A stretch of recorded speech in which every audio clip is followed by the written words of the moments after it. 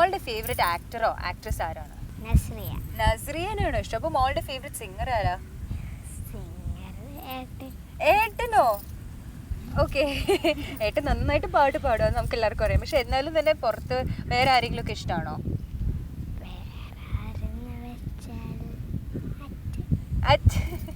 ഇത് വിതിൻ്റെ ഫാമിലിയുള്ള പാർഷ്യാലിറ്റി ആണ്. മോൾക്കോ? എനിക്കിഷ്ടമുള്ള സിംഗർ ചിത്രാഞ്ജലി ചേച്ചിയാണ്. എനിക്കിഷ്ടമുള്ളത് ഞാൻ തന്നെ സിംഗർ. എനിക്കിഷ്ടമുള്ളത് ഞാൻ തന്നെ. നല്ലൊരു സ്പിരിറ്റ് ആട്ടോ. ഇങ്ങനെ ഒരു കോൺഫിഡൻസ് എപ്പോഴും വേണേ. മോനോ? എനിക്ക് വിജയ് യേശുദാസ് അങ്ങനെ ഇഷ്ടം. ഓക്കെ. ആൻഡ് ആക്ടർ ആരാ?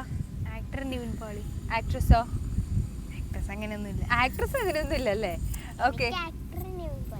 ആക്ടറിനാ ഇപ്പൊ കോപ്പി അടിക്കാൻ വേണ്ടി ഭയങ്കര എക്സ്പെർട്ട് ആയല്ലോ. ഇല്ലല്ലേ? എനിക്ക് നിവിൻ പോളി അല്ല ആരുമല്ല. പിന്നെ പൃഥ്വിരാജ്.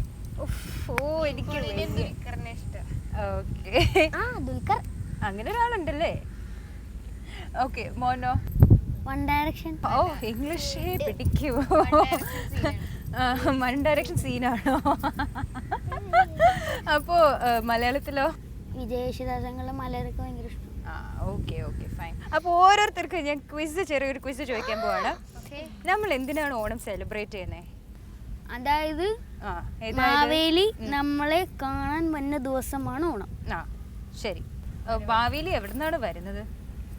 മാവേലി ആകാശത്ത് പാതാളത്തിന്ന്. ഓക്കെ. ചേച്ചിനോടൊരു ചോദ്യം ചോദിക്കട്ടെ? അത് പറ്റില്ല.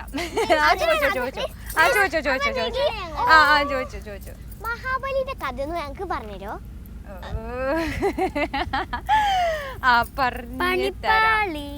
അപ്പൊ നല്ലൊരു ഓണപ്പാട്ടാവാ അല്ലേ?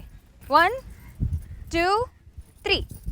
മാവേലി നാടുവാണിടും കാലം മനുഷ്യരെല്ലാരും ഒന്നുപോലെ ആമോദത്തോടെ വസിക്കും കാലം ആപത്തങ്ങാർക്കുമൊട്ടില്ലതാനും മാവേലി നാടുവാണിടും കാലം മനുഷ്യരെല്ലാരും ഒന്നുപോലെ ആമോദത്തോടെ വസിക്കും കാലം ആപത്തങ്ങാർക്കുമൊട്ടില്ലതാനും. അപ്പോൾ നന്നായിട്ട് ആഘോഷിച്ചതിന് ശേഷം നമ്മുടെ പ്രേക്ഷകർക്ക് ഒരു ഹാപ്പി ഓണം പറയണ്ടേ? ഹാപ്പി ഓണം വേണോ? യോ ഓണം മതിയോ? ഓക്കെ. അപ്പം നമുക്ക് 3 വരെ കൗണ്ട് ചെയ്യാം. 3 പറയാം. Okay, ready? 1 2 3. അപ്പൊ എല്ലാ പ്രേക്ഷകർക്കും നമ്മളുടെ എല്ലാവരുടെയും ഒരു ഹൃദയം നിറഞ്ഞ ഓണാശംസകൾ.